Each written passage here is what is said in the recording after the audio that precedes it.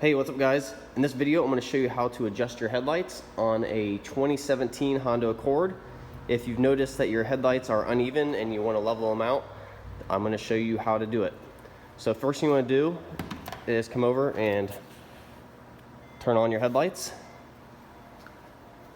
And then you're going to want to get a Phillips screwdriver. And if you look down in here behind your headlight, you can see it looks like kind of like a gear. You want to take your Phillips and place it right in there. And you can just use a regular Phillips screwdriver. I'm using a drill so to show you guys quicker. And to go up, you turn it clockwise. Or to make it go down, you turn it counterclockwise.